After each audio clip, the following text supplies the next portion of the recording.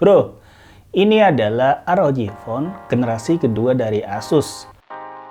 Smartphone gaming ini dirilis di Indonesia pada tanggal 5 Desember 2019. Dan seperti ini tampilan kotak penjualannya, didominasi dengan warna hitam, dan di bagian depan terdapat logo ROG dan tulisan ROG Phone 2 serta ada label TAM.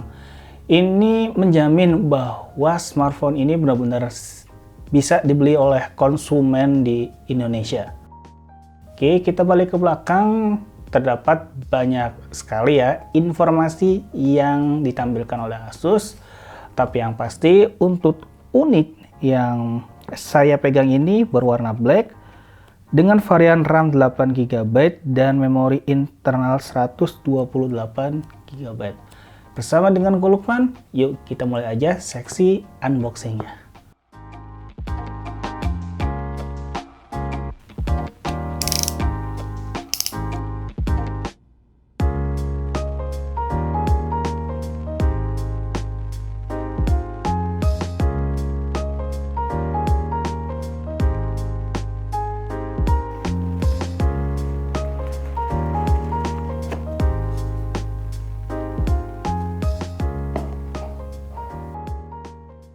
Nah, setelah kita buka penutup utamanya, kita akan langsung disuguhi dengan kotak pertama. Ini biasanya terdapat buku panduan dan kartu garansi, kartu jaminan. Dan tentu saja backcase. Nah, ini warnanya hitam juga ya. Kita buka. Oh ya, sebelum itu ini juga ada pin ya.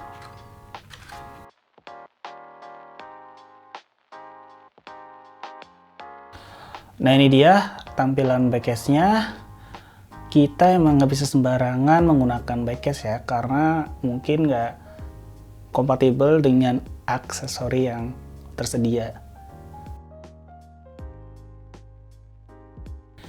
Yap, ini dia smartphone gaming ROG Phone 2.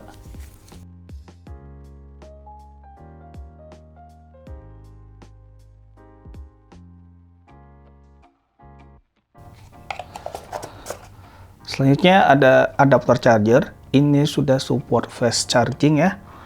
5V 2A atau 9V 2A.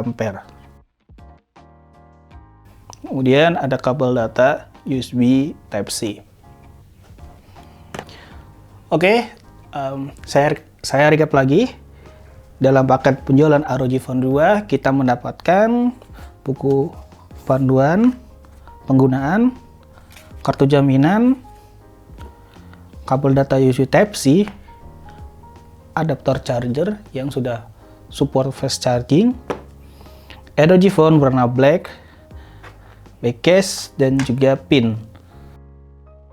Kalau gitu gue coba setup dulu ROG Phone-nya. Ya, saya sudah hampir masuk ke menu utama, dan untuk ROG Phone 2 ini kita bisa memilih antar muka antara secara default ROG UI atau Zen UI Classic. Kita pilih yang ROG UI aja ya, biar kental nuansa gamingnya. Dan seperti ini tampilan dari ROG UI.